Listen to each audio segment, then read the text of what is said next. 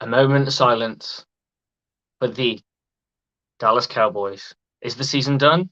It's yet to be seen. But welcome to another edition of Across the Buc'n Pond with me, Coach Steve Slick Probert. I hope you're having a good evening. We've got a guest coming in. We had him last week. James Blundell will be joining us, and he will be talking all things about his Dallas Cowboys, his prediction that we talked about last week. We'll be adding that in and talking about his Dallas Cowboys. We'll talk about what they're going to do next, and we're also going to talk about what we're going to do next because this is a book show. So we're going to talk a bit about those books. This is powered by Books Report. We are beaming across the globe if I'm lucky. If not, it's just in America and the UK.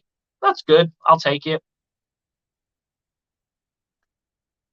So how is everybody doing? Please remember, as always, we like you to hit that like button, strip the subscribe, and sack that notification button. Keep that stuff going. And if you want to, unlike, unsubscribe, and re-like, and resubscribe. Because at the end of the day, that's all we like. We just want engagement. And if you want to comment and come on the show, let me know. We'll try and get you in so you can get your voice in on my show. So James Blundell will be coming in very shortly. I did add him in. He should be coming in. Here he is. Add to the stream. There he is. Without further ado, I give you James Blundell, the Dallas Cowboys fan. I can see the star. He's shining out. He's got it on the heart as well. Is that on the heart? Yeah, it's on the heart, right? Yeah. Just the star. Comfortable. Okay, you can hear me all right? Yeah, fine, thank you. No worries, man. That's cool. So let's talk about what happened. How are you feeling? I did say last week it's Dak's either or he's an all or nothing, I think, and last week was a nothing, but I think it's one of those I can't put it all squarely on him. Yeah, I mean, Buc's had good coverage. He was pumping the ball. Number one defense. Yeah, I mean the Bucks you knew the game plan. They were going to throw to CD as much as possible, and to get 2 out of 11 targets was just, it's not working. But they didn't have there's no plan B rather, and when they should have got another player like Dalton Schultz, Dalton Schultz, they didn't. Too late in the game. So. Yeah, that's it. It was a really odd one. You guys went down the field, you scored your field goal, and I was like, okay, now we got to respond. We get our field goal, so we go tit for tat. I'm like, okay, I can take that. This is probably going to be a juicy one. And then the Buccaneers score again. And then again, I think we miss one. We miss one and then score again just before halftime, so it's 9-3. And I'm like, okay, well, this is still very, very close. And I'm just watching the game thinking, they're not really running the football. They're trying to force feed CeeDee Lamb the ball, and they're not really getting anything out of it. They're like we got 6 passes defense, 1 INT just from a pass defense, which is the highest in football right now. And then on top of that, we get 4 sacks. Let me have a look. Any tackles for a loss? A few tackles for a loss. For the Buccaneers, it's a great day. We got 1, 2, 3, 4, 5, 6, 7 tackles for a loss. Yeah, you're playing good football at that point. Your defense was always in it. Like they kept you in that game for more and foremost. So I've got a question to ask you. Did you watch that game? I'm not sure you watched the game live, did you? Because I know you work on Sundays. Well, I was at work at the time, so I was pretty much getting live updates from work, but I didn't actually watch any of the game back until probably the next day. Okay. There was some good stuff. There was some good stuff in there from Micah Parsons. Did you see the infamous block? Oh, with Fournette, yeah. Yeah. Is that illegal? Is that a legal hit or is that an illegal hit? Which is what I'm now calling Michelle. If it was illegal, it'd have got called. So I'm thinking it's a grey area. I think they know they're up against I will think will be an elite defender, as his career goes, and they know that. I think I said last week. I said sometimes I actually think Dallas will go as far as Micah Parsons can drag them, and that's not a good thing. Bearing in mind it's his second year. Still young. You can't expect him to shoulder all the burden, all that responsibility straight away. You've got to let him build into it. I looked at some stats the other day, and like all pre-season they played him at guard. which I don't know what that's about. Then, they brought him in to replace, obviously, Tyron Smith, and obviously he'd been out. But he's basically a right tackle playing at left tackle, and he didn't get any preseason reps at that position. And I mean, last week I said I thought he'd have 4 penalties, Yeah, and he who are you had. talking about? Oh, the new guy that you drafted. Yeah. Yeah. Sorry. Yeah. So, Yeah, sorry, you were talking about Mike Parsons, so I was a bit confused. I was like, Parsons, sorry. God, Yeah, I know who yeah, you mean now. Yeah, yeah. Parsons, yeah. Sorry. Yeah. I Right. think that what he brings to the team, I think. I mean, I think I spoke to you the other day briefly when we were outside, and I said how he was meant to go on a TV show and do. I think it was on Undisputed with Shannon Sharp, Yeah. and he dropped out of that because he said, "No, my quarterback's down, and we lost. I don't think it's right to be doing TV." And I thought, well, that's an experienced player's mentality, not a second year guy kind of thing. So I still think the way we played on defense. I mean, if you'd have said 19 points, the Bucks were only going to get 19 points on us last week, I'd have took that all day long. Because you probably thought you were going to score either close to or more.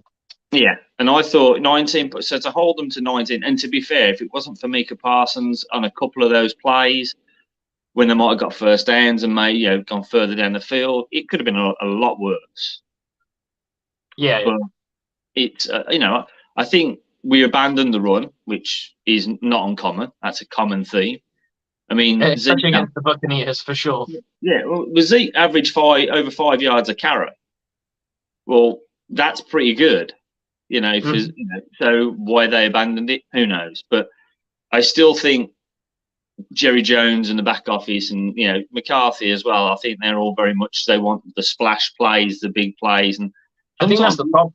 You're absolutely right, because his average is good, because there were probably times where he gained a lot of yards, and there were probably times where he gained. I mean, like I said, there was a total of I got 2, 4, 6, 7 tackles for a loss. That means somebody got tackled behind the line of scrimmage, right? So for him to have what he got as his average, it just shows that he must have really gained some and then really didn't gain some at times, and that it could. Average is a nice stat. It's not realistic. So sometimes it can be misleading and be like, okay, well, he's averaging over this. But it could be, if you got 100 yards in one, if you got 50 yards in one run, yeah, then the next ones are 1 yard, 1 yard, 1 yard, 0 yards, 1 yard, 1 yard, 0 yards, and you did 10 rushes.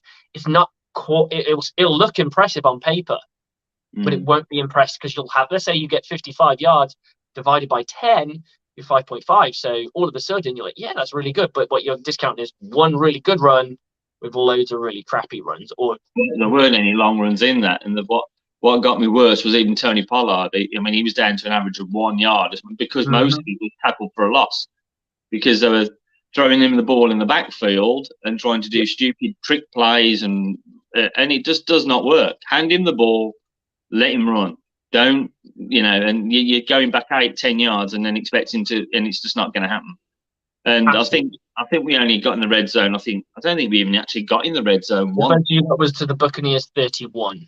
Yeah, and that's just awful. I mean, I think we're the only team in the NFL after week 1 without a touchdown. I mean, that's pretty awful. And so you can't put that all on Dak. I think there's a lot more to it. I mean, losing Connor McGovern as well. I think it really is, because Dak has been good in times. I don't think Dak was worth the money that he got paid, in my opinion. I think he's a middle tier quarterback that could get into the second. Like, so if you look at tiers, like I would go top 5, top 10, and he's in the top. He's in that bracket between top 10 and top 15. He's in that bracket, depending, because no one stays at one area. Even Tom Brady goes up and down that list, right? But he's predominantly been in that top 5 to top. He's been 5 to 15 in that kind of spectrum, and he's being paid top dog money. And the problem is, when you get paid top dog money, you're expected to deliver with whoever they give you. Oh, we saw the. Sorry, go ahead. Yeah, Tom Brady's a good example of that. he's lost players, like Tampa lost players last year. Gronk I and was still super AJ. but I was more talking. If I was talking Tom Brady, I'd talk about what he had in New England because he never had, other Yeah, than Randy Moss, he never had a name brand but wide receiver. he's always been able to work with what he's got, and Yes. I think the great quarterbacks can work with what they've got. It's a bit like your Mahomes. They say, oh yeah, but he's lost this and he's lost that, but he still pulls the game out. He will find ways to win, and I think that's where Brady's in that next level. I mean, I Yeah. read somewhere the other week, it was just randomly popped up, and it said over his career at New England, he sacrificed nearly 60 million in salary for the Yeah. team, and that's because he was very shrewd. He knows he can't win it on his own. Dak is not a $40 million quarterback, regardless of what anybody says. And I'm a Cowboys fan. I wouldn't have paid him the money. No, 40 but it's million. difficult because it's one of those situations. I believe Cincinnati were with Andy Dalton out. Andy Dalton got into the playoffs a couple of times. He just could never get them over the hump. Yeah. And it's a question of like, do you go into the draft and try and find somebody, or do you go into free agency? And let's face it, if you've got a franchise quarterback, he's probably never going to hit the free agent market. It only happened once with Tom Brady. Has anyone else really, like Drew Brees before that? I can't really think of any like major names. So someone's going to mention one. So someone will mention one somewhere. I'm just going to go through the comments a moment because I don't want to neglect these. Here we go. In England, we watch real football, mate, not hand egg. Ah, it's not called hand egg. It's called football. So just get over it, Troy. No one cares about you. And Watson, he's not actually been imprisoned. He's just been suspended because guess what? He did some shady shit. There's no proof of it, but with the amount of stuff that's going on these days, you can't put there's no smoke without no fire on that one. And he's just gonna have to take his lick and get on with life. And he's put a smidge on the Browns. Eric Monroe, I'm gonna say, hopefully I say this. Eric Monroe says, "Hey Slick, what's up?" Like, hey man, much appreciated. Welcome to the show, guys. Please like, comment, subscribe. It's much appreciated. But we'll get back to me and you what we've been talking. Where were we at on that last one? Talking about Brady and the fact that, like I said, Dak was never a $40 million quarterback. When you're the face, I think when you're the face of the Dallas Cowboys, that becomes, for me, it's almost like a weight that you're expecting. I mean, Tony Romo was what? He was an undrafted, and even he wasn't never paid top dollar. But Yeah. I think for what you got from him, yeah, you got good value for money. I thought, for what he offered. He was never paid in that sort of top echelon of, I mean, but there's some in the past that have had, massive, payouts like Sam Bradford's and people like that. And I was like, they're just, they've had some money. Yeah. And I'm like, but if you want to pay them, that's your prerogative. But I would much rather have got, it sounds daft, I'd much rather have an average quarterback who is consistent than Dak, who can be flash and can have them 400+ yard games with 3 touchdowns, 1 pick, whatever, and looks fantastic on the fantasy. But he also has those games where he disappears. It's a bit like Amari Cooper. I don't have a problem with them getting rid of Amari Cooper because on the road he disappeared. At home he played well, but on the road he just disappeared. He was a ghost. No one. But he allowed other players to get their bread, and that was the difference. I think he was such a good component as a player, singly, like as in you put him there. Yeah, you've got a fair point. But I think what he added to the team was it allowed other people to be open. But I think you guys have Gallup is a viable wide receiver threat in the slot. CeeDee Lamb is yet to be seen where he's actually going to play because they played him all over the shop in that game. He was playing slot, he played outside left, outside right. He was everywhere. And they just couldn't find a niche for him in that game. Now, he may find it, but I feel, and the worst part is you guys passed up on Justin Jefferson, who's just destroying the league right now, doing the gritty and what have you. But it's how you draft. You go I think as well, a lot of people are saying on the Dallas network is that that you lost Amari, yeah, okay, get it, you've saved money, you got a nothing pick for him, which was ridiculous. But that's the value you got to look at is what did you get at? Did you get a replacement? So when Hollywood Brown went to the Philadelphia Eagles in the draft, what did they do? They went and no, it wasn't yeah. So the Titans then drafted a high end wide receiver with that pick straight off the bat. It was a done deal. And the thing I can't get is I'd rather have Amari Cooper if I'm going to try and build a franchise to win Yeah. football games than go with a rookie that potentially could be a bust. Now receivers are a little bit more difficult to turn into busts. It's a lot easier to see how good they are. But there have been bust receivers in the past. You take an Oh, Amari Cooper, he's played in what, a couple of schemes, he's played in a couple of places, and he's been successful wherever he goes. It's the same with Brandon Cooks, who's with the Texans.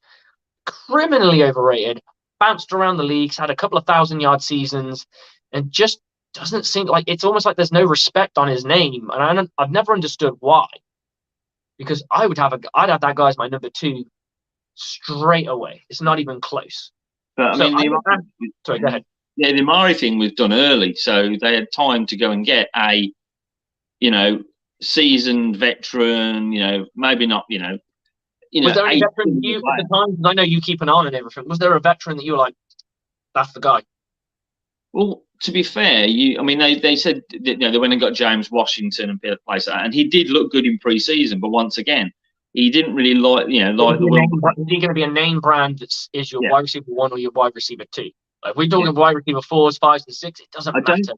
I don't think they were ever going to go for that because I think CD is where their future is. They're putting all their money. Get a guy for a number one because Gallup's always been he's a very slotty guy. So you either want a number one or you want a number two. But like you say, you got Julio, didn't you? Yes. And Julio would have been a nice addition, but people were scared because he was beat up at the Titans and he didn't play as well as he's supposed to. The Buccaneers didn't need him; they needed him for depth. Yeah, but he looked good. Yeah, oh for sure, and he showed glimmers of the Julio Jones of old.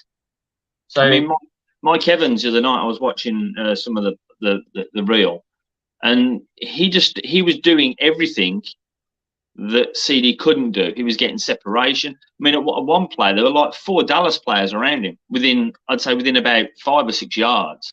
And yet he got separation on that. And I'm like, but CD, that kept throwing into coverage. Why think throwing into that much coverage?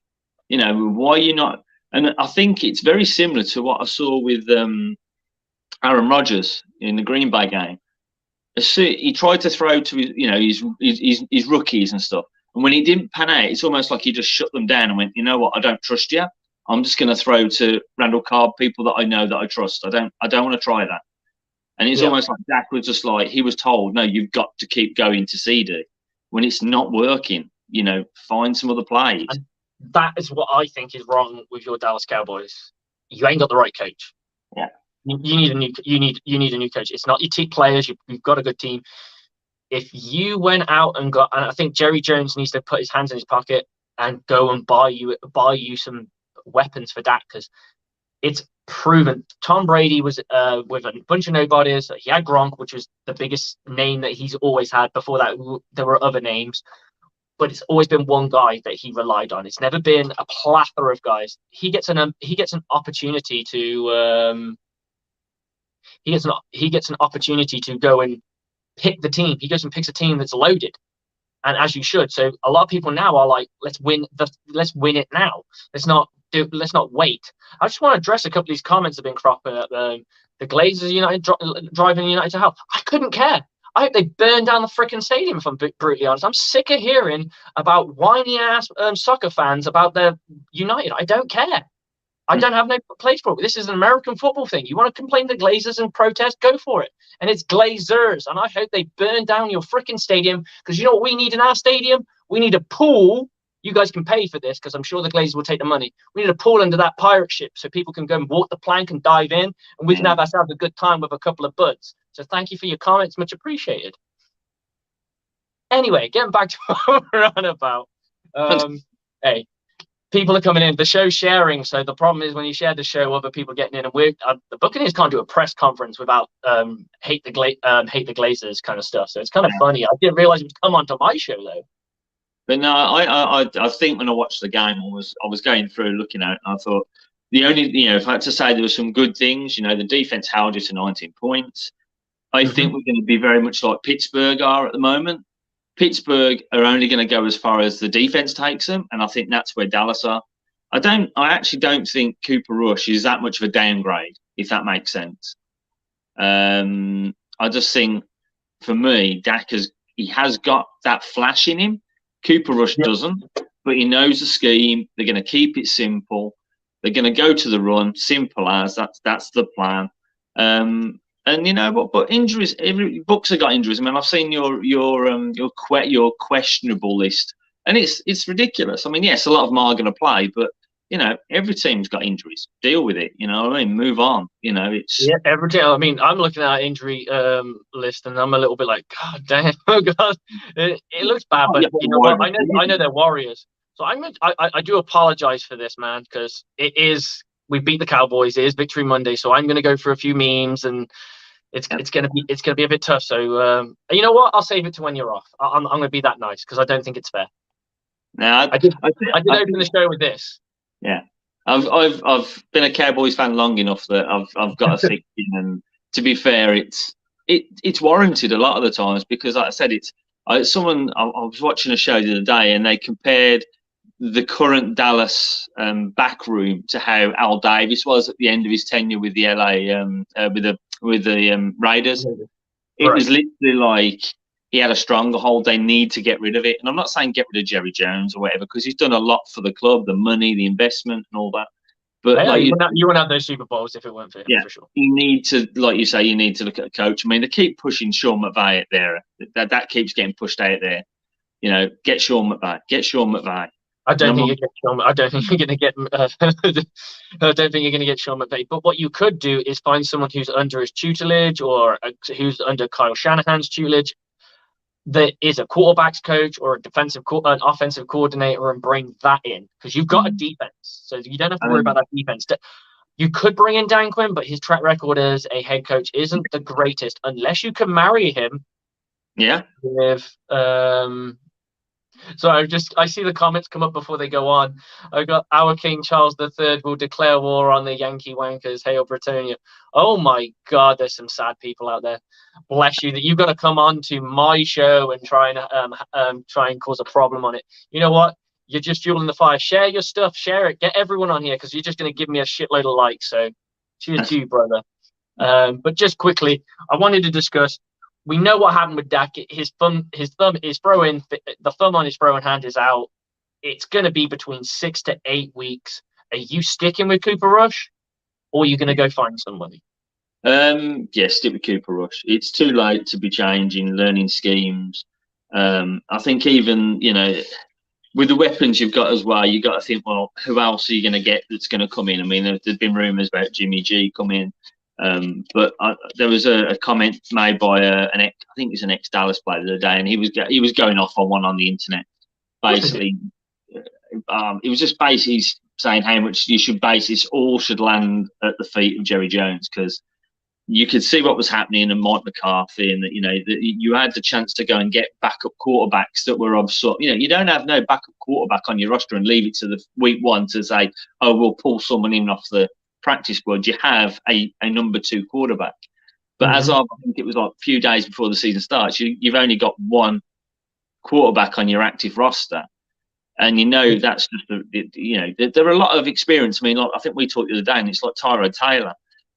He's got And like that's what I want to do. I want to go around the franchise with you and just say you can yay or nay. And then once we get to a yay, we'll discuss what you would be willing to give up. So right now, as a free agents goes, I think it's just Josh Johnson, who's been around the league forever, has never truly been a star quarterback in this league. So that's probably going to be a nay from you, I'm guessing. yeah, definitely. So let's go. Gardner Minshew and the Eagles. um, Final 20, year of his contract. So yeah, he he's got 20 odd starts. But once again, it's the Philly thing, whether he would fit in with, And the Philly thing's interesting because you were rivals as well. So did they really want to strengthen you? yeah, I can't say that. I Unless mean, they compensate you for their loss, you mm, compensate them for their loss, which will be high. I would imagine they would want something quite nice in and return. we can't risk that because You don't want to be stupid. someone put a funny meme on one of them things the other day saying, "Oh, if the season ended now, at least we get a first round pick. And I thought, you know what, that would be an ideal thing to be going to get a sort of a Dak replacement because Dak's getting brittle. I mean, it's not just it's a common word that's used in Dallas Cowboys circles that our Cowboys quarterbacks have always been brittle. They get to a Yeah, point where they're healthy. Tony Romo had it for sure.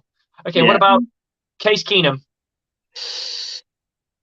that would be a possibility because, like I say, experience. Whether it's all about schemes though. If they, I don't think Mm-hmm. because I think Kellen Moore's schemes and that. I mean, the other day he was doing stupid plays. You did it when you know you haven't got what you want as a team and whatever. You go with this. Go with plays that are going to work. Don't try and think too much outside the box because a lot of players can't do that. You know, your experienced players can probably do that, but you're asking a lot of players that are playing out of position, players that maybe aren't comfortable with it, and that's why I think Cooper Rush is going to be the way to Yeah. go because he will keep it simple. Okay. I Well, think we. let's keep going around the league, and I just want to get your thoughts because there are some quarterbacks that are available. I'm not saying they're available, but I'm just getting your. So you're going to go with a yay or a nay for Case Keenum, in your Yeah, opinion? You're going yeah. to go yay. What would you give up for a Case Keenum?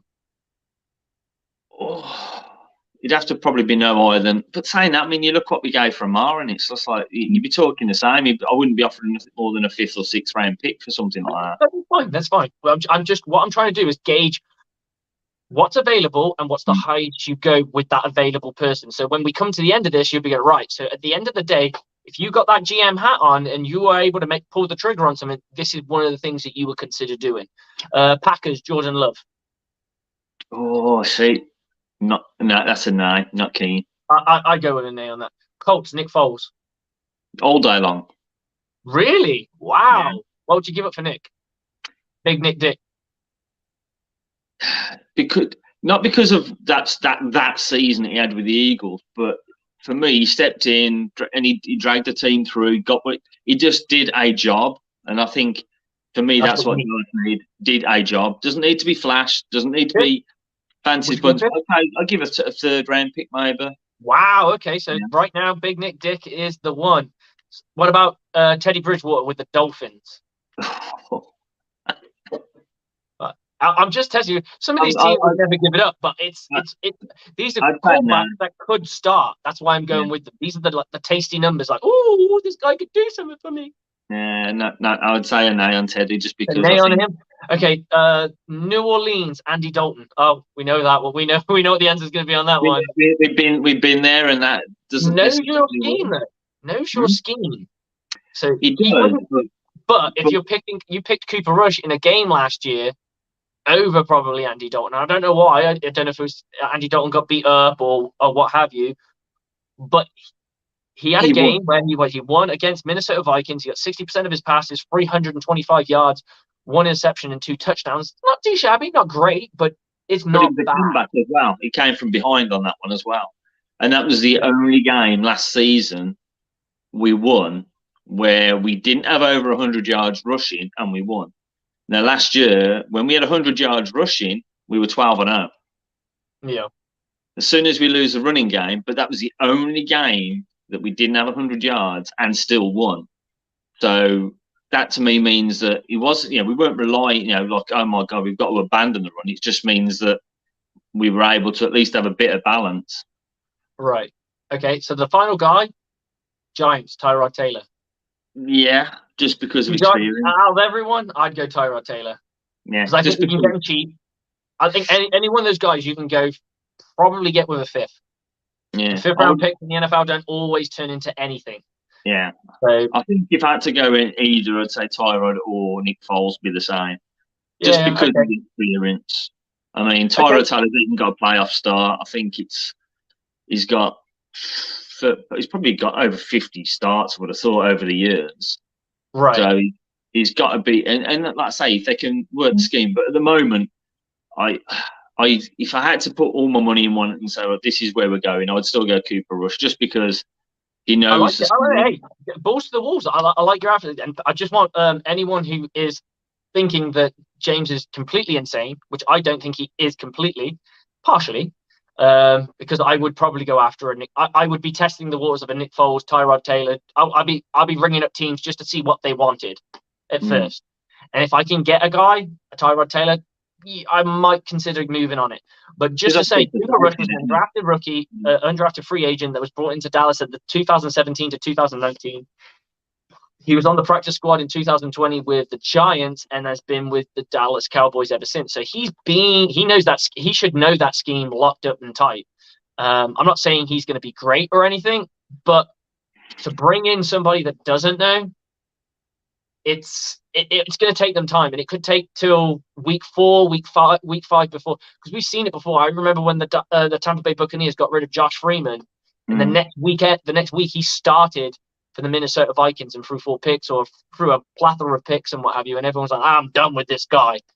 And he really should have just sat there and give him a chance to learn the playbook and get into it. But then, they want to win. Teams want to win now, so you end up disrupting your own career. But I know you got to go, and I've kept you too long already. So I've got a little round for you before I bring in our next guest. I'll bring him in now so he's not waiting too long.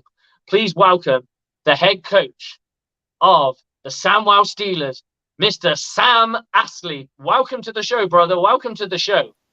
Evening, guys. You're right. Yeah, not too bad. I'm just going to do a quick fire round, our 2-minute drill with James here, so he can get back to go to bed. And I'm sure he's got children he's got to take to practice tomorrow. So, you ready, James? Yeah, go for it. Juice or squash? Juice. Biggest NFL legend? Aikman. Fair enough. Coke or Pepsi? Coke. Greatest cowboy? Emmitt Smith. College or NFL? NFL. First jersey? Dallas. Romo or Dak? Romo. Best. This is easy for you then. Best running back of all time? Emmitt Smith. Tea or coffee? Coffee. Most hated team? Eagles. Rap or rock? Rock. Favorite TV show at the moment? Sandman. Monday Night Football, Sunday Night Football, or Thursday Night Football? Which is the better one? Sunday Night Football. Who was your first fantasy pick this year for your team? Cooper Cup. Wow. Okay, fair enough. Favorite football team? Favorite football film? Oh, Replacements. Cool. Bud or Coors Light? Bud. Favorite football moment? First Super Bowl for my era, 90. I was thinking 91. Cool. And then your favorite draft pick of your team? Current or that you've got to witness in your years. I would probably say Jason Witten. Tacos or fajitas? Tacos. And how far will your team go? 8-8. 8-8. Okay, fair enough, man. James, it's always a pleasure, never a chore. Yeah. Cheers, brother. I will see you soon. Yeah, I'll remove you. Cheers, man. Yep, take care. And you, brother. Hey, man, how's it going? How are you doing? I'm all good, mate. We're all good. How about you? Not too bad. How did your awards evening go? Went really well. Obviously, lots of positivity, lots of new people introduced, lots of old people being recognised. So overall, really positive night, and really looking forward to actually getting stuck into the nitty gritty of the work now. Outstanding. So everyone who's watching, Sam is the head coach of a team in Division 1 football in the UK, in Britball, of the Samwow Steelers, who are looking to get back into the Premiership and kick some ass, basically. Isn't that right? Yeah, we've fallen on our knees a little bit the last 2 years. Obviously, COVID rocked us as it rocked everyone. I think we felt it a little bit harder than some of the other teams around us. But with the new committee who've gone for a kind of a promote from within sort of model that we're going to do from now on. So hopefully that works right through from bringing people all the way from youth through to junior, through to adult, then hopefully onto the coaching staff. So it's kind of like a big conveyor belt of like the next talent always coming through the club, rather than poaching. rather than going for too many outside sources. Obviously, you need sprinklings of that, but whether that's kind of where the club's going at the minute. That's fantastic. And just to say to everyone that I've also joined his staff, so I will be joining the Sandwell Steelers senior team as their defensive backs coach. So I'm super excited about that and getting ready to rock and roll. Yeah. A lot of the guys here have seen stuff that I've posted. I'm actually wanting to try and get Buc's Report involved in the Sandwell Steelers and help with us. So one thing we were thinking of doing with the Knights before I left was potentially creating a documentary that would be like a 30-minute thing of the inside the locker room, watching a little bit of practice, watching how the games unfold, learning a bit more about our players, kind of put a face on a name. Yeah. And it'd all be Buc's Report. If that's something that you guys would be interested in, that's something I would like to kind of big out on it, especially on a social media thing, which is I know something you're quite big on. Yeah, I'm a fan of like I've said any kind of exposure, any kind of insight, anything that can help the team and the game grow. I'm always down for stuff like that. And the guy who runs Buc's Report, he is really interested to see how just how big football fandom is across. Obviously, Bucks fandom mostly, but football fandom in general. And that's why this show's all about like kind of putting a face.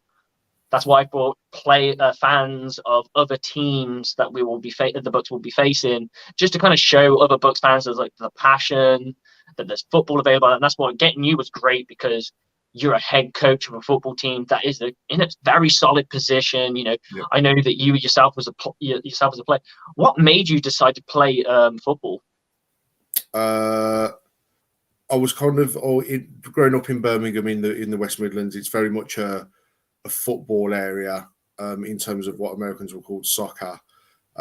So everyone wants to grow up being a footballer in the UK, and I wasn't very good at it, if I'm being honest. And I was kind of looking for.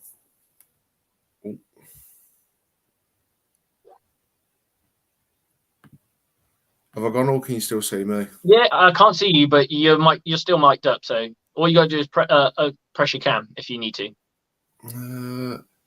It'll be at the bottom.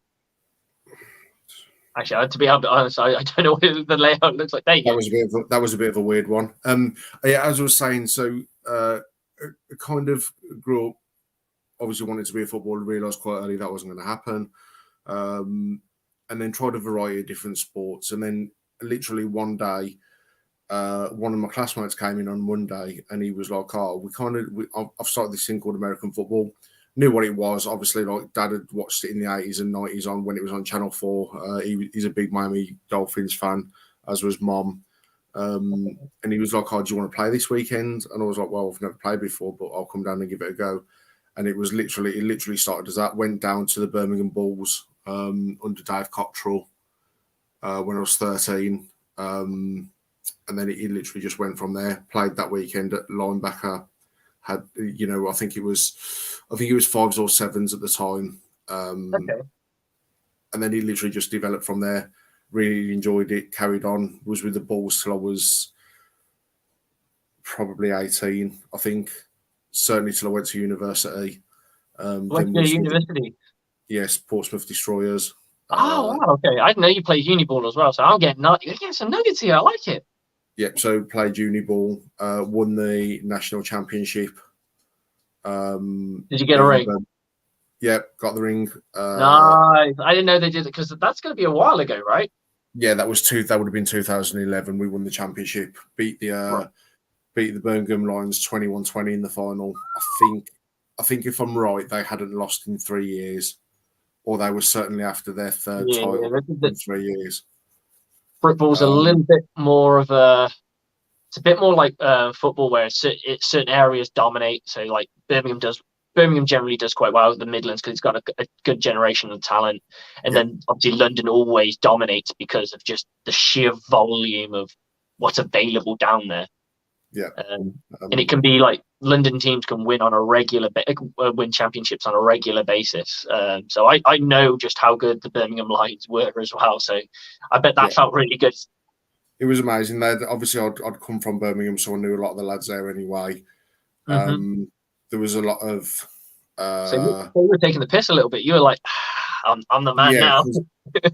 It was at a time in my career when I was obviously quite young as well. There was a lot of. I don't know if there was a lot of bad blood on both sides. It was very They were two very, very different teams. They had two very different approaches. Portsmouth was a very loud home.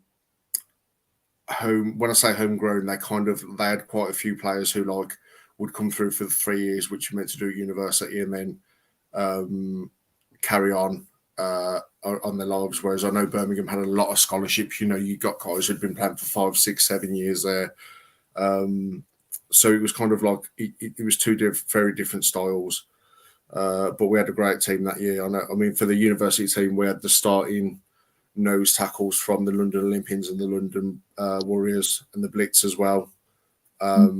We had a lot of talent on that team, and honestly, it was a great team. And it's a lot of my coaching philosophy now comes from that team, in terms of knowing what you have to do to win championships and the blood, sweat, and effort you have to put in. So it was a great time. I mean, you got me even more excited now. Like, I didn't know you've been around that much success, because I knew the success that you've gone through as a Steelers player. Yeah. So I knew that you've been around greatness. To know that you've done it at the college level, you've done it at multiple different levels, and I know you're going to France this weekend. Is that right? This week? Yeah, next week I'm going to France, obviously, with the Sealand Seahawks, which is a team that it started off as House Valley Exiles about 5 years ago. They played a game in Iceland. They were looking for players just to boost the roster, sort of thing. So we joined up with them. Obviously, Baffa weren't sanctioning that, because we all know what Baffa are like in terms of any sort of funding. Let's not talk about the governing body. And then and then obviously it became that name change. So it became the Thundering Herd, and then some way or another, there's like a little, I want to call it a fort. It's an actual place. Sealand is like a little World War II fort off the coast of, I think it's like the Norwich area. Okay. And basically this is who we now represent, is the Principality of Sealand. So we went to Ireland last year to play the South Dublin Panthers, and then this year we're going to play the Roosters in Montpellier. Cool. I think the first year in Iceland we played Reykjavik Einhar. Then we went to Mallorca to play the Mallorca Volters, and then the year after that we played the Budapest Cowbells. So it's been really good going all over Europe with them. So looking forward to that next week. Has that always been as a player, or? Yeah, always play. Yeah, played. Literally got on the roster on the first year, which was 5 years ago. Came up on the memories the other day, and then I've just carried on it annually every year. So it's just a great way to meet new guys. There's guys from played in Europe all the way down to Div 2, all the way across the board. So it's a great talent. We haven't lost the game yet, so hopefully we'll all be good for next week. Awesome. Is Busher playing? Yes, he is. Yes. He's a dude, man. We are flying out on a. He's so intimidating the coach because of just the sheer volume of knowledge that's in that dude. He scares the crap out of me. Yeah. Sometimes I coach stuff out and I'm like, is he going to criticize me? Yeah, he's been around a long time. He knows his stuff, which is always helpful to have. But yeah, we're flying out Wednesday morning and back on Sunday. Awesome. So we've talked a little bit about the Steelers, and let's talk about what your hopes are, what you want to try and do with this team that you have at your disposal. You've got everything it's set in place in the coaching staff. What's the next step for you? The next step is to install the culture that I want to install first and foremost. The club currently does. I wouldn't say it's got a bad culture. I don't think it currently has one. So that's my job to come in and install that. We're coming on a 15-game losing streak. The stats and the numbers this season, and the wins particularly, aren't my important goal. If I have to boost that 15 losses, maybe up to 2021, by installing what I want to install in the players and the coaches, I'm more than happy to do that, because I know for the long term, what we want to create for the long term is going to be worth it. So that's the aim for this season. Ultimately, I'm in this game to win championships and to win things. So the goal with the Steelers will be obviously medium term to win the Div 1 championship. Long term would be to win the whole thing. Absolutely.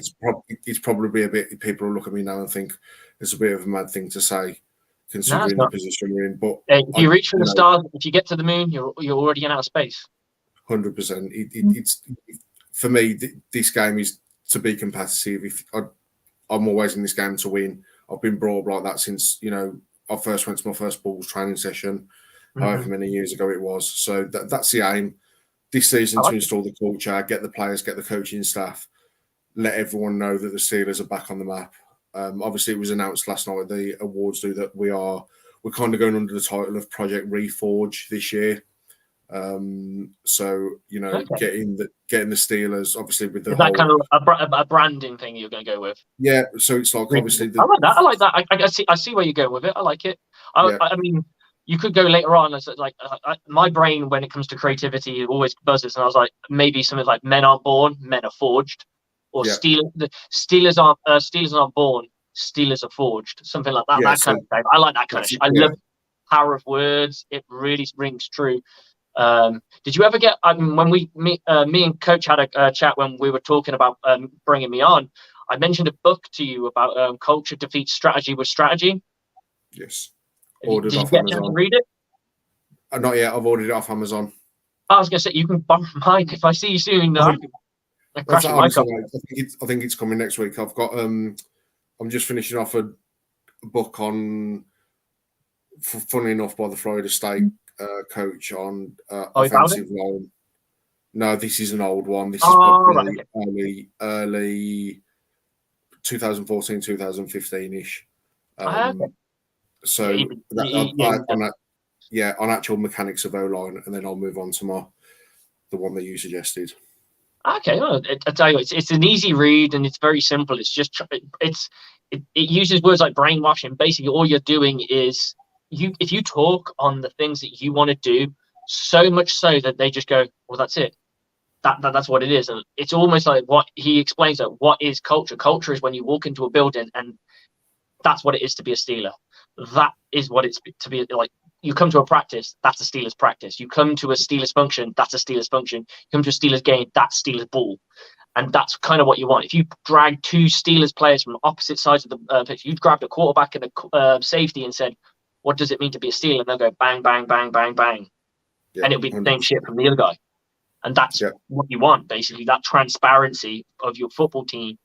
Unfortunately, I was never able to achieve it because I was always kind of had my hands tied because I was all about culture. And one of the biggest things about me is I'm a culture. I'm a loud coach. I'm noisy. Not really get after people coach. I'm very much the player's best friend or unk, so to speak. But I'm very much like I'm always listening to the players what they want, and so I want to make your life easier. That's my job. My job is to teach you this playbook. I hate it when people just say that phrase, get your head in the playbook. I get it. My job to teach you the fucking playbook. If you you can't learn the playbook just by reading it. I mean, some players can, but you've got to learn all multiple facets of the way of learning. You've got to learn through reading. You've got to learn through watching. You've got to learn through live reps. You've got to learn through walkthroughs. You've got to learn through video. All of that adds to the experience of being a good. Some people really learn live. They'd have to make that mistake to learn it. Some people, it needs to be schematic and it's written down. For me, I have to write down the play. Someone comes up to me and goes, this is the problem. And they go, blah, blah, blah, blah, blah. And I'm like, I have no idea what you just said. But if I just go and get this whiteboard, draw it up, and they'll go, this is what's happening to me. Like they'll draw up what's going on. I was like, oh, right, yeah, you just do this. Done. Yeah. Because my brain just can't get around. I have to kind of put myself in their shoes. And if I can see it, I can go, yeah, you should do that. That's your adjustment. Done. Yeah, when you're dealing with so many different people, such a large team, hopefully dealing with 50 odd players, and then your coaching staff as well. You've got to understand that everyone learns different. Everyone will take things in a different way. We live in a day and age now where, unfortunately, we live in the Samuel Steelers, obviously coming from Tipton originally, it's a very deprived area, and some of the youth and junior lads that we have, some of the adult teams struggle to read and write. So giving them a playbook with, a playbook in front of them and telling them to, like as you said, get their head in the playbook and read it and learn it. I hate that. It's not my vibe. My vibe is I'm going to teach you. I'm going to teach you how to play. Yeah, it's got to be it's very much a coaching these days is very much you've got to be good with your man management. You've got to be good with your individuality on the players. A blanket approach doesn't quite cut it anymore because you're dealing with so many different types of players. It only works if you can be picky. Because if you can turn around and go, like, if you were like, say, Tamworth, or you were one of the two London teams, you can have that approach because you can be really pernickety about who you want and what you want. So you can go, if you can't get to my level, then goodbye. But you could be letting go players that could be so much better if you invested in them. Yeah. So one of my big things I wrote down was that anyone can, part of my philosophy as the head coach, is that anyone can come to Sandwell and be a champion. And that's kind of what I put into that is I would never, ever turn anyone away from the Steelers as head coach, regardless of how big or small we get. Because if players come to you and they want to be part of it, everyone's entitled to the same opportunity, in my opinion. I agree. Absolutely. It's just not my vibe. But one of the things I've always said, like you were talking about, like you don't want to, you're in a rebuild, but you're not in a rebuild. Like I've always said, I don't do rebuilds, I do reloads, and every single motherfucker's a bullet in the chamber. Yeah, that's how I roll. Yeah, it's got to be. You've got to kind of get everyone on the same page. Everyone, in terms of getting the end goal, will eventually mean that everyone, as you said, is in that same culture vibe. Everyone's on the same path. But to get there, there's a lot of work that needs to be put in, and that's what we're aiming to do. I like it, man. So let's go. Let's get away from a little bit of Brit Ball, but we can always talk Brit Ball anytime. You're more than welcome to come on the show and talk Brit Ball with me anytime. If you want to do a post-game analysis with me or something, we can chat a bit about football in general. We can do something like we can work some shit out. Anyway, how did you become a Saints fan? You did allude earlier that a member of your family is a Dolphins fan. Yeah. So mum and dad are Dolphins fans. My youngest brother is a Eagles fan. My middle brother is a Ravens fan. Wow. I became a Saints fan because when I was, I want to say like 11 or 12, I was in the Scouts up until I was like in my early 20s. And obviously, like the Fleur de Lis is the same as badges of Scouts. Okay. So I literally was watching it must have been the Channel 4 program. And I was like, oh, they've got literally the same badge. So it was as simple as stupid as that, really. And I know your age. I'm guessing your age is similar to mine. Early 30s. Yep, 31. Yeah. Yeah. Okay. You okay. I say early 30s. I'm 30. I'm about to turn 37. So I'm playing around. I just don't look it. That's the difference. I don't look it. I pluck all them greys out quick. Yeah. No one can tell. So we go back then. So you didn't pick the Saints when they were good then? No. I respect that more than anything because I picked the Bucks when they were terrible. Yeah, it's to be fair, I've never been one for picking teams on merit anyway. Like literally, like all the sports teams that I support, I've spent 90% of my life on my knees with, like just watching week after week get battered. So who are your teams? Obviously NFL, it's Saints. Yep. Soccer, if you want to call it, is Wolverhampton. Yeah, I get you. Who else are we looking at?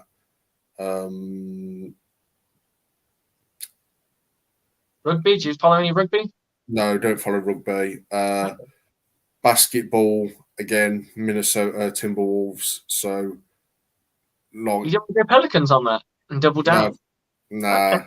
I mean, like, all right. If you go to New Orleans, you go to New Orleans, you can go and watch 2 games. That's great, right? No. We're going to Miami Hurricanes College as well. Obviously great in the 80s, 90s, early 2000s. Now I'm going through the same thing with them as I did with the Saints pre-Super Bowl. So, watching my teams win week in, week out is not something that I'm used to be fair. Okay, fair enough. There's no worries. You like an underdog? I mean, I'm from Worcester, so Worcester Warriors is my rugby team. And, I don't really follow soccer or football, whatever. I've never really got into it. I can't really invest time, to be honest. I really struggle with that. I'm too busy doing something. Yeah. When we're not doing content, I'm doing coaching stuff, or I'm trying to spend time with the family and keep the wife happy, which is always difficult. So Yeah, of course. it is what it is. So I try not to throw too many sports. She's embraced NFL, which is great. So I'll take that. She plays fantasy football. She'll sit and watch the games with me. So I'm lucky in that sense. I'll take that to the It's a bank. So win-win, isn't it? Yeah. exactly. So I'm just going to go through a few memes, the news memes that have been going around. I'm just going to post these up, and then we'll start talking about this Saints and Buccaneers matchup. So it's the news from meme. Let's go. So I'm going to just do the Dallas Cowboys ones. No surprise there. No. First ever Dallas Cowboys, Dallas Cowboys Super Bowl party. I love this. Just digging on the Cowboys. Beautiful. Yeah, well, I opened with this. Solid opener. It's got to be done. Got their new quarterback in. Oh, God. And then you can really tell why the Buccaneers dominated when this happens. Yeah. That's a ball carrier getting past two Dallas defenders that are either hugging or trying to tackle each other. Yeah. Doesn't get any better than that, does it? But we got a bit of wrestling in the last game. Did you watch Thursday Night Football? Yes, watched the Chargers Chiefs game. And we had stuff like this. Yeah. To be Absolutely fair, fantastic. like everyone was loving it, but it happens. It's football, man. Happens, yeah. Dak realizing he's stolen. Priceless. Yeah. All right, so let's talk about our team. So we're going to go into the injury report, so the hospital report. We'll have a little look what our teams are doing in that. Hopefully, I've uploaded it. I've got so much stuff on here. Usually, lots of Dallas Cowboys stuff. Yeah, it's not there. Oh dear. I'll find it. There we go. Done. Okay, so this is our injury report. Oh, I'm going to have to get real close now. Both of us have a lot of players out. I'll just have to take the hospital report thing out as well. There we go, so you can see a bit more. But I think most of those will play, to be honest. I mean, I think the only one for us is Chris Godwin, and you've got a guy I've never heard of out. Yeah, it's I think there's certain games in the schedule in the season where these kind of like limited participations, questionables. Yeah, it's playing the game, isn't it? Yeah, like the magic of certain games. I'm pretty sure we'll see most of those players on the field. Yeah, I mean, I don't think I've ever seen Mike Evans play a game where he's down as limited and not played. Yeah, it's not going to happen. So I've got a question for you as a Saints fan. Obviously, you lose Drew Brees, and now you gain an ex-Buccaneer as your quarterback of all things in Jameis Winston. Have you been impressed with him so far? I have actually. I think he gets a lot of unnecessary, depending on what side of the fence you sit on it. The 30, obviously, he had the 30 touchdowns with the 30 interceptions. 30 touchdowns, though. You got to take the 30 touchdowns. I mean, I get where the interceptions are terrible. It really is. But 30 touchdowns ain't bad. And then ridiculous amount of yards as well. Yeah. That guy is so, I wouldn't say cool under center. Nothing seems to phase him. Like, he could throw 8 picks and he'd not give a shit. And it's not because he doesn't give a shit. He's just like, water off a duck's back. I'm going back in and doing my job. I was a huge Jameis Winston fan. I don't mean I'm not anymore, but he touched my family in a way which was really sweet. My daughter, I posted a video on Twitter of my little girl bouncing up and down while he was a Buck on the sofa shouting, "Let's go, Jameis!" And he sent her a jersey, some socks, and a hat. Oh, amazing! I posted it on Twitter. She was wearing like an old Josh Freeman jersey way back in the day because it was cheap, and I didn't know if my daughter was really going to get into football or not. Turns out she likes watching, so that's always good. Probably just to appease me, really. But she kind of gone down that alley of, and I thought, you know what, I'll record it, put it up, see what happens. And I get a message from his management saying Jameis wants to upgrade her jersey to a Jameis jersey, and it was during the 30 for 30 season, and I think it would come Boxing Day or the day after Boxing Day, and all that stuff came, and she was like lit up for Christmas. It was a limited jersey as well, stitched. So she loves that. She went Amazing. to James Winston as her sport hero day. Oh, lovely. So she had all the eye. I mean, it doesn't wear eye black, but she wore eye black and what have you. And then Yeah. she's squinting. And I'm like, why are you squinting? She was, that's how James looks. Like, yeah, she's not wrong. she knows what James is looking at. No, that's a lovely He story. got the LASIK now, so he's all right. Yeah. No, but he has played well for you guys. In all fairness, he really has. Yeah, he was doing well last season before the injury.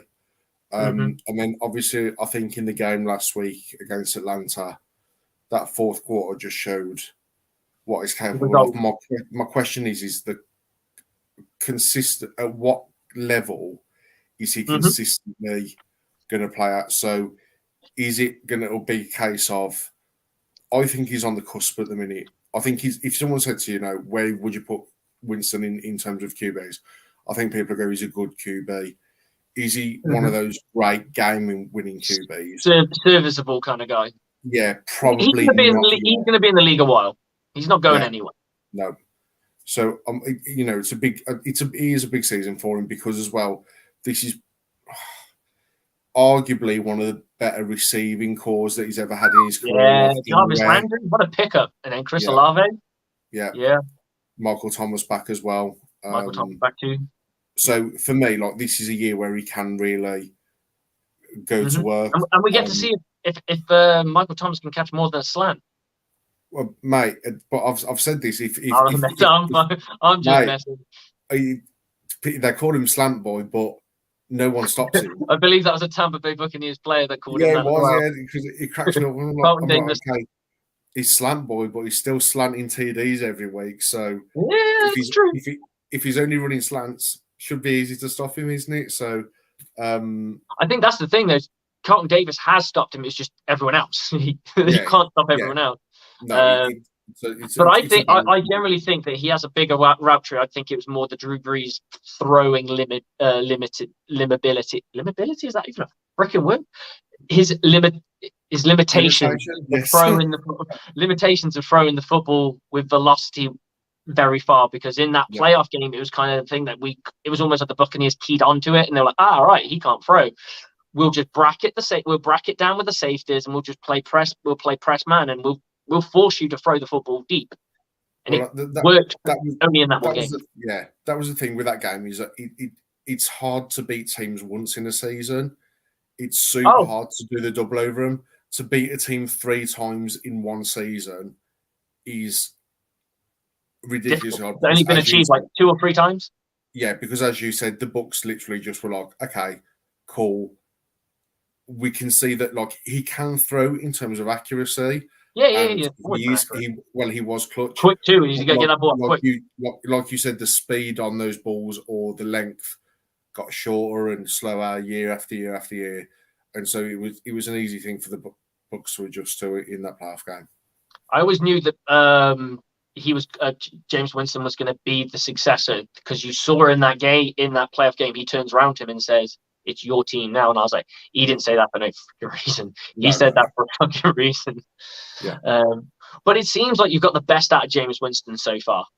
So far, he has been as advertised. He has made some questionable decisions, but nowhere near what he was like before. James Winston has been a turnover machine since day one, but he's been an elite. And this is the thing you can't take away from him. He's been elite his entire life. Yes. From high school to college to whatever. And he's always had that turnover problem. That turnover problem's never gone away. He's probably been carried a little bit by really good defenses to a degree, but he also has that ability to not let it phase him. And a lot of quarterbacks get into that headspace where they're like, I don't know if I can play anymore. I don't know if I'm good enough. I suck or whatever. Once you go in there, it's game over. The team's won. Yeah.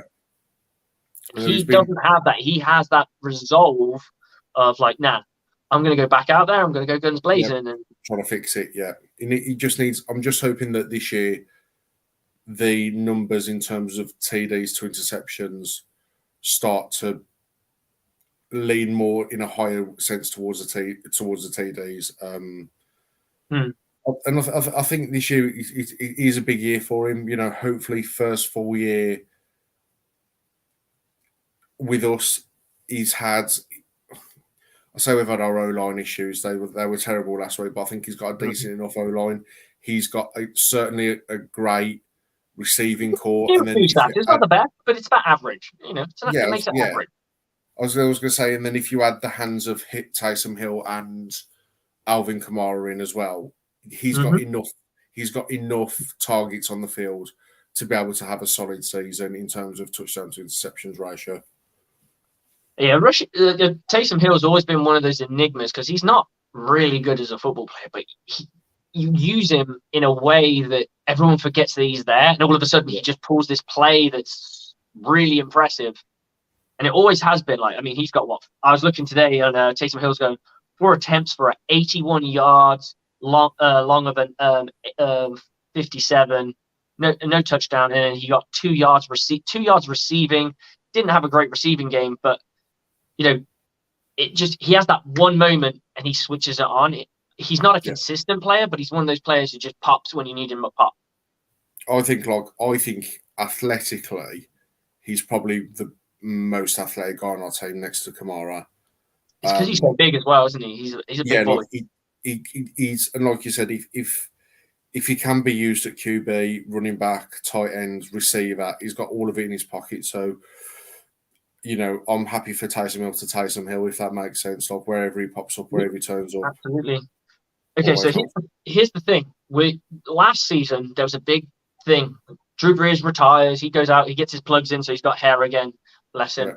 Yeah. He goes and gets the job that he's doing in media and football announcing and what have you, and being sideline and all the analytical stuff. And the question was, is it Taysom Hill or Jameis? And be honest with me, who were you expecting to have the role, or who did you want to have the role at the time? I think it was probably one of these things that was more of a media blow up thing than it was like it was always going to be Jameis. Like, and looking at it, I don't know why anyone would think Taysom would take the starting job over Jameis when you look at it from a kind of. I think it was all to do with his contract. He was paid a lot of money. Yeah.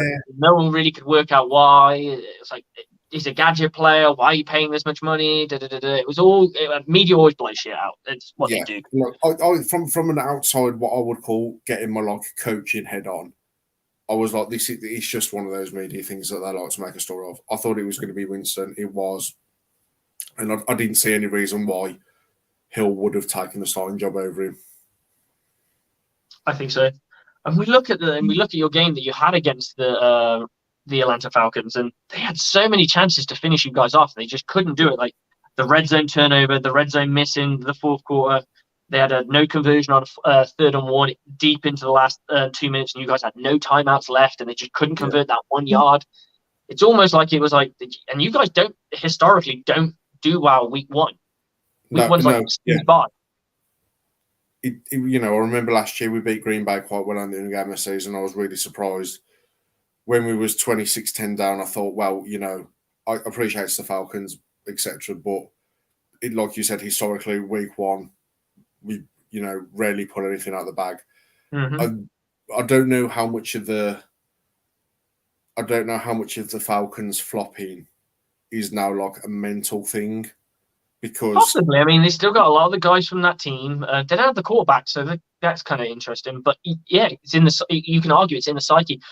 Steve Smith Sr. once said, "Losing is like having a stink on you." Like he goes, you know, when you go and you hang out with smokers. I've never heard this analogy before, but it really rings true. He goes, you hang out with smokers and you're covered in the smoke, but you don't smell it. That's losing. Yeah. You don't realize you've got it on you. You've got to get that fucking stink off you. You've got to get it off you. Just get it off you.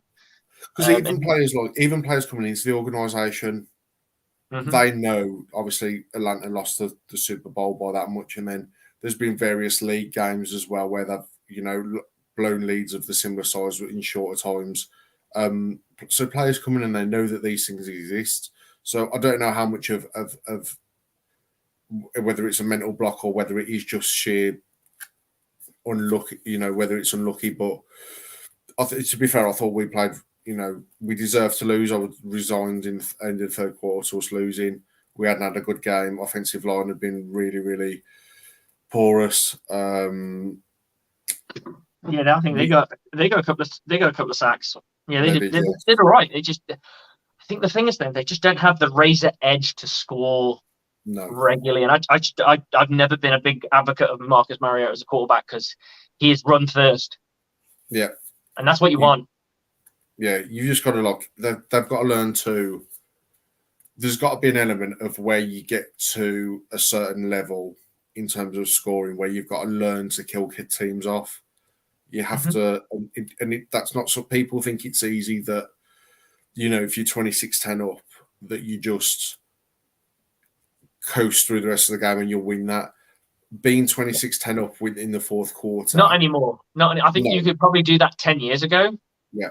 Like someone pulled up a graphic of all the games that they've lost by these magnitude like things. I'm like, that's two touchdowns and two 2-point conversions, and they're in. So that can happen from a turnover and then one good solid drive from the offense on momentum. That's it. You're done. I mean, college games are literally built on momentum. Really, yes. Sometimes you just get hot and boom. It's bang, bang, bang, bang. All of a sudden, you see a team that's not really done anything. They catch fire, and then somehow they scrape out the win, and they're fantastic to watch. But you're also looking at the team that maybe you support or that you're watching, and you go, "How did you let that happen?" Yeah, momentum can just catch fire, and you got to kill it dead. Yeah, and it's something that I'll teach. Obviously, just popping back to the Steelers. If you're 26-10 up in the fourth quarter, the easiest thing for you to do is to switch off as a player and think this is done. It's hard to get back in. It's not, and then once you take yourself out, you're not getting back in there. So you've got to be in that space mentally. I know about that. I think we've been in conversations in games where we've been so close, and our sideline is just talking so much smack about our opposition. The difference is like we're up by 6.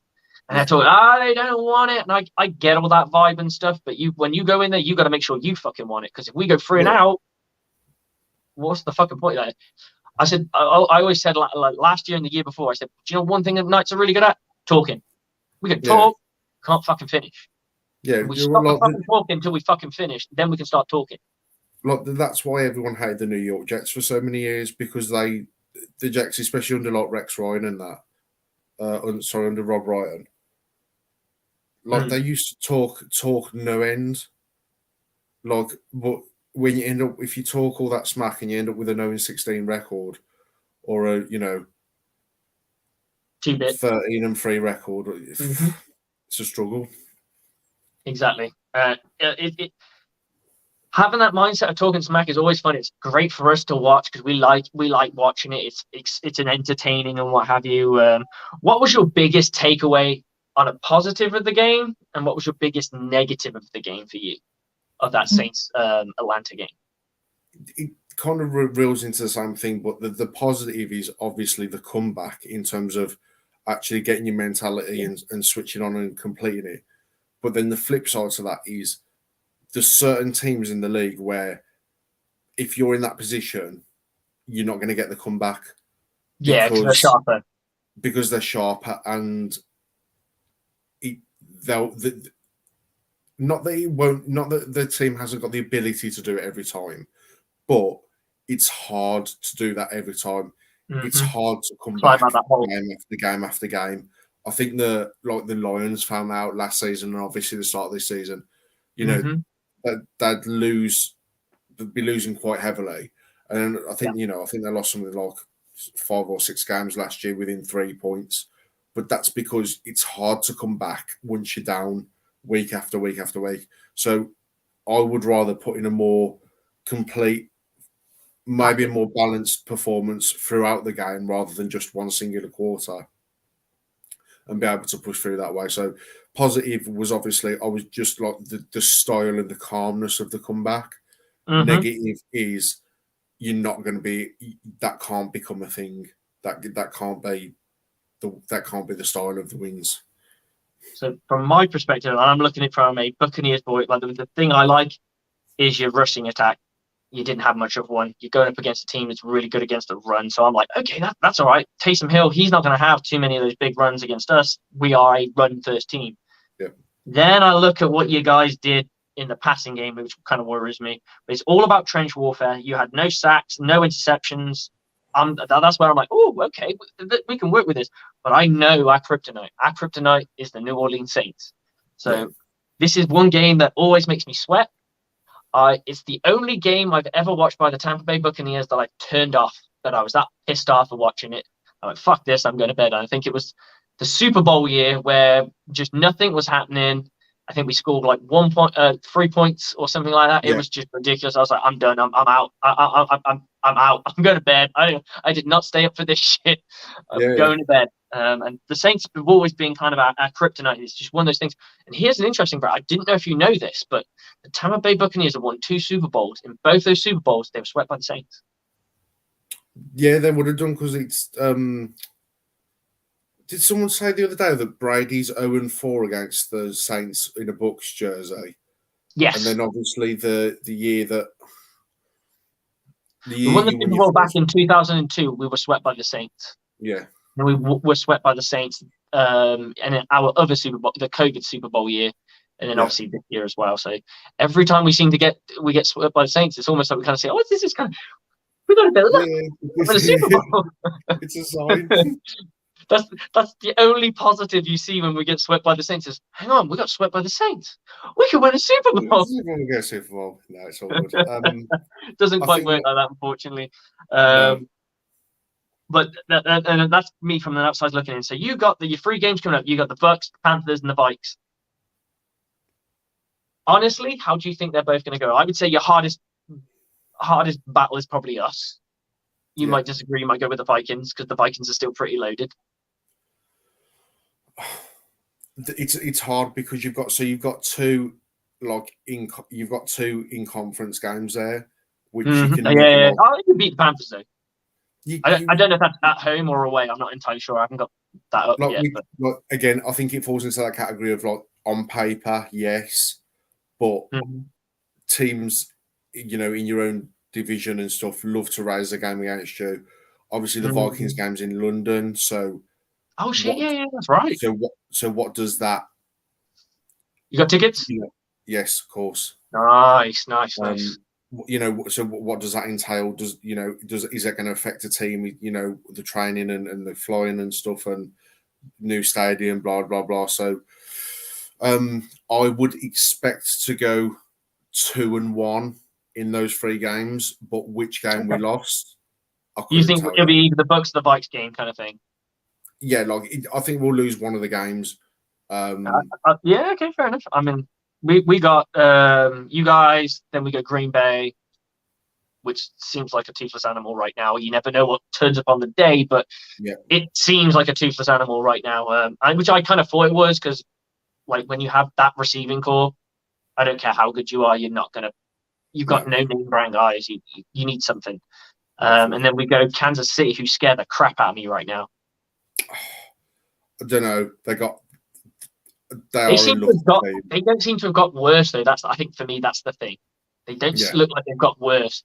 They got rid of a wide receiver that some people would say, the fastest wide receiver. Some people are arguably one of the best wide receivers in that top 5 conversation. And Shane with Juju Smith-Schuster, who isn't in that conversation whatsoever, and they don't look like they've missed a beat. No, really. But that's what good teams do, is that they can move players on and bring players through, and the consistency level is still the same. When you look at the people like Tyreek Hill and Juju Smith-Schuster, they're all, luxury players. Your core of Mahomes, Travis Kelce, like Butker as the kicker, and then like just certain consistencies on that team. Patrick Mahomes has probably been the main one. Like while he's in your team, you will always have a chance anyway. So, I looked at the Super Bowl. Yeah, I mean, there were times he looked like his soul left his body. Yeah, because he just did not look like he wanted to be there. He was like and he even said afterwards that that's the worst I've ever been beaten in my life. And I was like, shit, this guy's got to do he's got to do some soul searching. He's got to go on retreat. He's got to take some psychedelics. He's got to figure his shit out. Yeah. I was like, I'm glad we did that. Sometimes those beatings are the worst though, because you don't know what kind of animal you've unlocked in a when a player gets beaten like that. yeah, I mean, it can bring out the best in him. I mean, I think he had his most weakest season, but there's a lot of factors that go. There's a lot of factors that go into that. It's not just straight up, oh, he's like a dude, or he's not this, or he's that. It's one of those things. Yeah. He's got to figure his shit out before he gets going. He's obviously one of the greatest quarterbacks at the moment in the NFL right now. So Yeah. he's got no worries in that sense, and he's obviously doing pretty well for himself. He's 2-0. He's 2-0 this season already.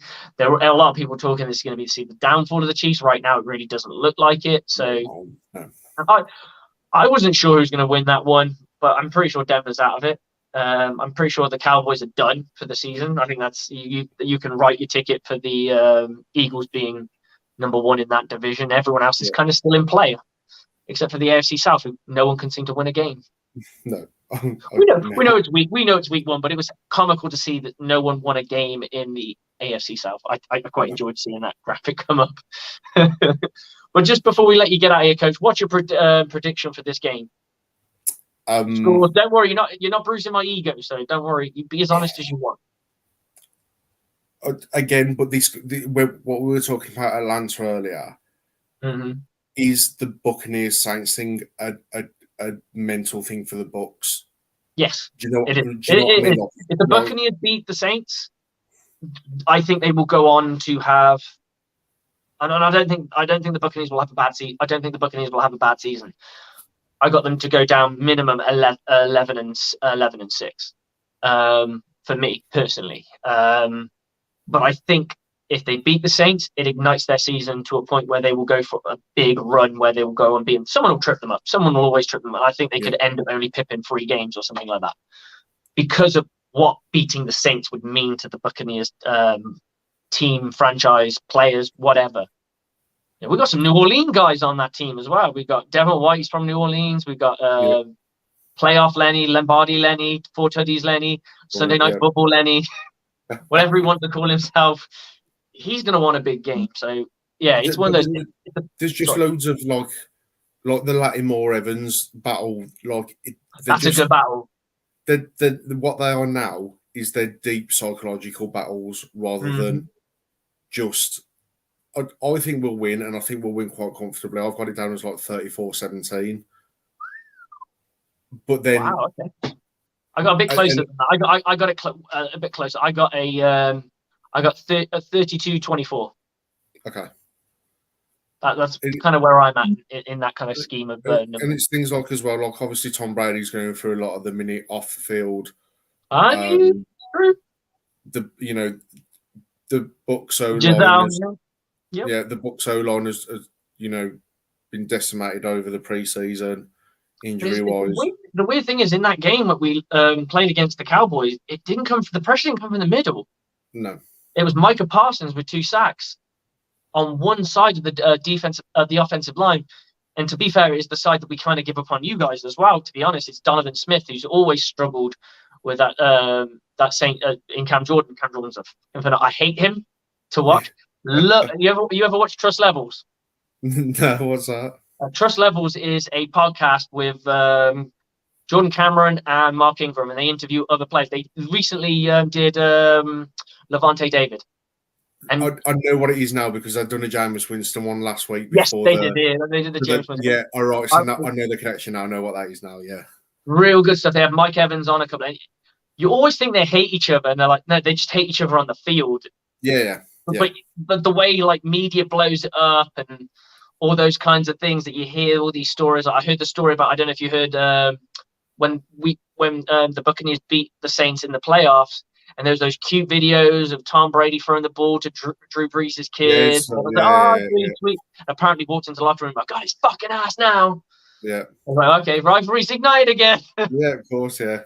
No, I think it's a interesting game. I think there's a lot of psychology behind it. I think there's a lot of... I think you're right. I do. I think this is a big obstacle for the Bucs to overcome. Yeah. I think that's it. On paper, teams are very similar, I think. Tampa Bay probably has the biggest stars on it right now. From quarterback, I mean, you got the goat, But it's how this offense can deal with And I think it'll be a defense for me. I think it'll actually be more of a defensive game than an offensive game. Really, Buccaneers that's still got to interesting. find their rhythm offense. I think that's the biggest call for us. My keys to this game is run the football, play defense. That's my same call for the last game, and I was right, so I'll take that. Run the football, play defense. Yeah, If you can get in the red zone, we failed in the red zone miserably last week. We scored, converted what, one of five in the red zone. That can't happen. We got to tighten that shit up, and that could be a part of what you're talking about with the whole Giselle bunching and all that kind of crap going across. It it, yeah. it could. You Like just don't know.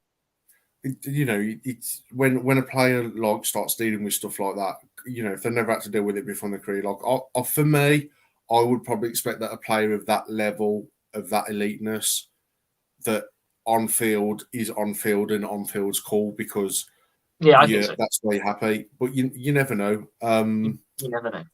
I think that Do you know I what I think think it'll with the whole Tom Brady thing is? I think Giselle is going to be fine with this season because it's happening. There's nothing she can do about it. It's what he yeah does next season. I think Tom Brady is done next season because he will be divorced if he resigns. He's yeah done. yeah Like that marriage is done if he yeah resigns anyway. 100 And I percent think his studio job with Fox has to be in studio. It can't be announcing. If he does announcing, it's done as well because they travel. They travel with the yeah of teams and course stuff. They go to yeah Green Bay for 3 days or what have you. It's not going to happen. He's going to no have to be like in house wherever the Fox fucking studio is. If the Fox studio is in California, they're moving to California. They're living in California. Job done. He yeah just does that shit. But if he's doing the game like kind of that game day panel that they do, yeah that's fine. That will work perfect. That will work perfect. Their marriage will be intact. But if he decides to sign on for the Miami Dolphins or whoever's going to offer him a contract or these kinds of things, because it's teams are done. going to offer him contracts. Teams are going to offer him contracts regardless of Well, everyone said to us when he was coming to the Tampa Bay Buccaneers, you're not getting Tom Brady, you're getting the washed up Tom Brady. And wow, he's not washed up yet. no. I I don't said think he for ever was. years. He just had one bad game, and he's that one that kind of constantly fighting with the media in the Yeah, sense of his persona, because everyone wants to judge your downfall when you're that great. So yeah, of course, yeah, if you can turn around and go, he's crap. It's like I always say when draft analysts talk about players, and they go, generational talent. I hate that phrase, generational talent. Do you know how many people they've called generational talent that have yeah, been nobodies? But when they get one that is it does become a generational talent, they can hang their hat up and go, "Oh, I called that." yeah, Made it. But let's talk about the 25 mistakes that you put before him. yeah, of course, yeah. If you say it enough times, it'll be right one time. Do you know what I mean? Exactly. And it's the same kind of thing in this sense. If you call his downfall every year, someone's going to hit it. Someone's Yeah, going to they get it will, right. yeah. Because So, like naturally, because of his age and where he is, you know, with every player, every great player in every sport hits their peak and then they start to come down, whether it's a rapid decline or a small, slow and steady decline. And like you said, one day someone will go, "This is the year he doesn't do it," and they'll be like, "Oh, okay, this is the year he didn't do it." And you're like, "Yeah, but I called it. I'm the man. Yeah. the man's like 45." Do you know what I mean? Like, you think, He you shouldn't know, be doing it. That's the thing. He but shouldn't yeah, be doing exactly, it. yeah. Like you were saying, he was done when he was like in his early 30s, and like, The Tennessee Titans game is when everyone was like, he's full. The whole yeah, Max Kellerman Cliff thing came about. That he yeah, was like, he's done. He's out. He's gone. And it's like, he had one really bad game with yeah, who was he throwing to? Nobody. yeah. Like he's entitled to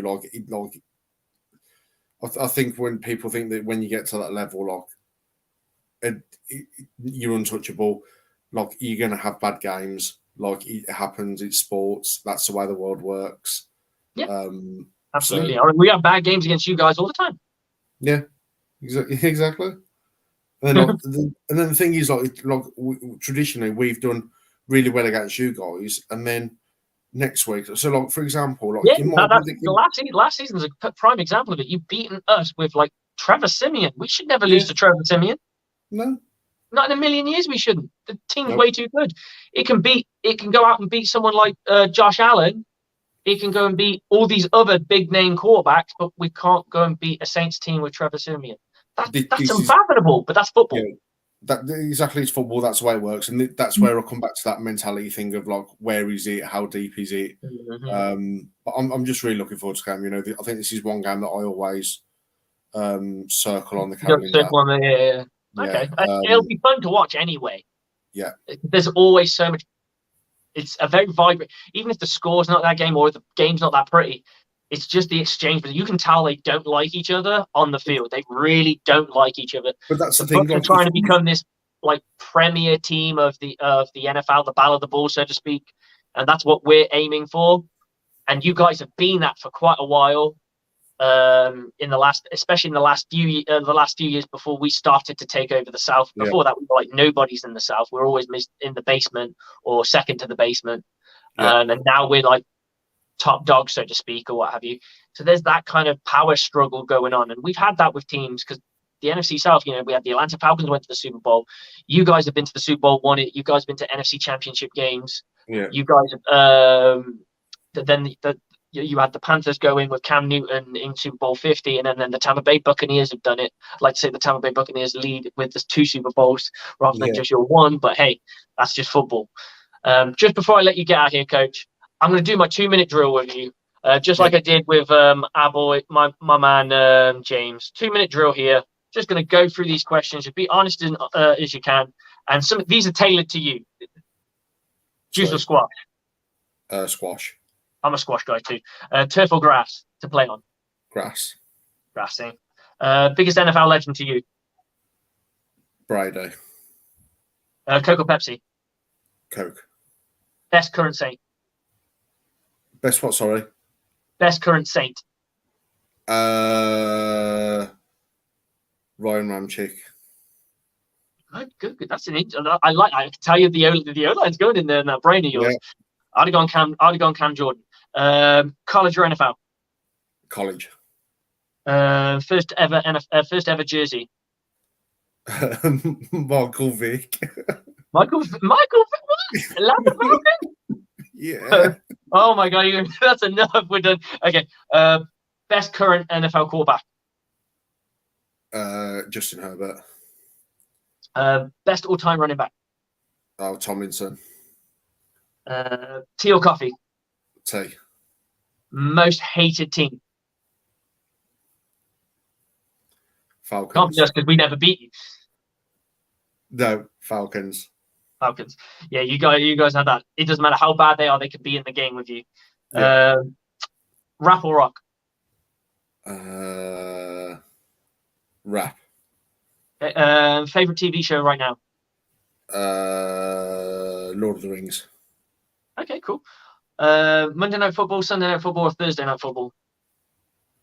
Depends when I've got work. I'll go Monday. Which one do you enjoy just to say, this is the game. This is the one. Monday Night Football because it's like a soul focus sort of thing. Okay, cool. Yeah, very true. Who was your first pick in fantasy football this year? Justin Herbert, Turbo Herbo.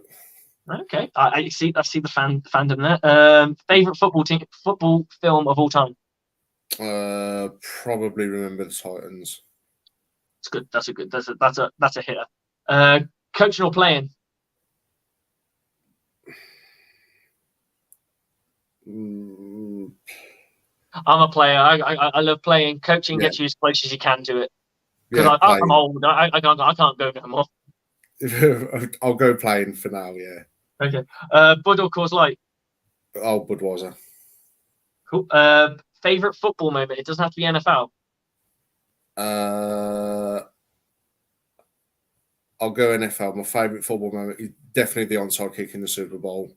Sweet. Just after half time. Okay.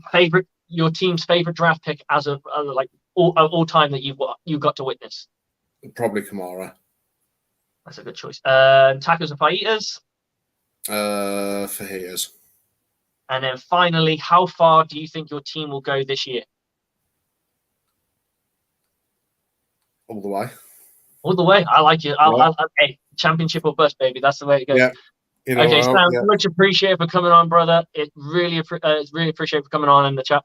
I'd like to get you back to talk about the post part of this game next week if you're available. If not, no worries. We'll sort something out.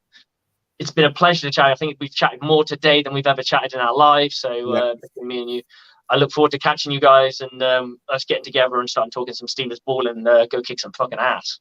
Definitely, 100%. Okay, brother. I'll catch you soon. Have a good one. Yeah. Right, enjoy that. Right. See you later. It's all right, bye. Cheers, brother. Okay, that was Coach Sam Astley of the Samwell Steelers, who I've joined as their defensive backs coach, and we'll be giving you updates of their season throughout across the Buc'n pond. I want to thank you all for getting involved in the show. Those who commented, liked, subscribed, hey, it's much appreciated.